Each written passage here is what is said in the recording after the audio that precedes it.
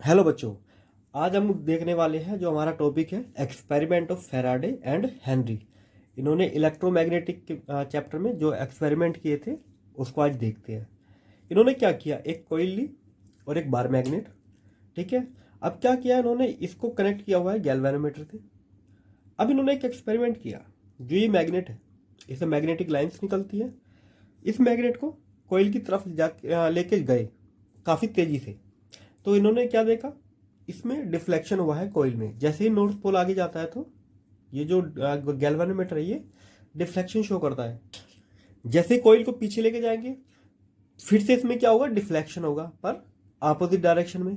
ठीक है, तो जो डिफ्लेक्शन नॉर्थ के आगे लाने से हो रहा था से अपोजिट डिफ्लेक्शन होता है जैसे ही नॉर्थ पोल को पीछे की तरफ लेके जाते हैं। ठीक है, फिर इन्होंने क्या किया, साउथ पोल को एक बार आगे लेके गए एक बार पीछे लेके गए। तो जो नॉर्थ पोल के केस में हमको मिलता था उसका जस्ट रिवर्स हमको मिला साउथ पोल के केस में। ठीक है, दूसरा, जितना तेजी से आप इसको इसके पास लाते हैं तो उतना ही तेजी से डिफ्लेक्शन शो होता है। ठीक है, डिफ्लेक्शन उतना ही लार्जर होता है। तो जैसे नॉर्थ पोल को मूव करेंगे टुवर्ड कॉइल, गैल्वेनोमीटर करेगा डिफ्लेक्शन।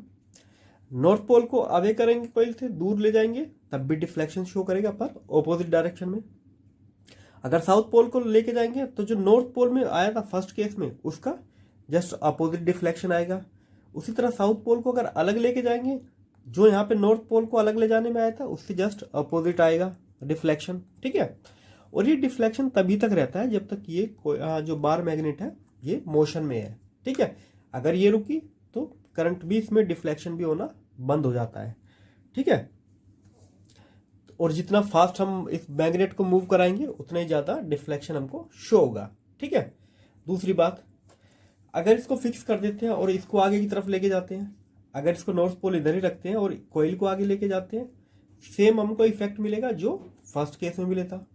अगर साउथ पोल को इधर रखते हैं और कोयल को आगे लेके जाते हैं, जो साउथ पोल के केस में हमको इफेक्ट देखने को मिला था सेम वही इफेक्ट हमको देखने को मिलता है। ठीक है, तो इससे क्या कंक्लूजन लिखा, इससे कंक्लूजन ये निकला, रिलेटिव मोशन। रिलेटिव मोशन का मतलब इन दोनों में से अगर कोई भी मूव करेगा तो यहाँ पे करंट इंड्यूस होगा। ठीक है, तो इलेक्ट्रिक करंट जो इंडक्शन हो रहा है वो रेस्पॉन्सिबल उसका कौन है, इनकी रिलेटिव मोशन। तो इन दोनों में से अगर आप एक को भी मूव कराओगे तो मूव जैसे होगा वहाँ पे करंट इंड्यूस होगा। ठीक है, तो ये था फर्स्ट एक्सपेरिमेंट। क्या किया, ठीक है बच्चों, तो ये था हमारा मैग्नेट की, और मैग्नेट की वजह से करंट कैसे इंड्यूस होता है। ठीक है, अब आते हैं सेकंड एक्सपेरिमेंट में।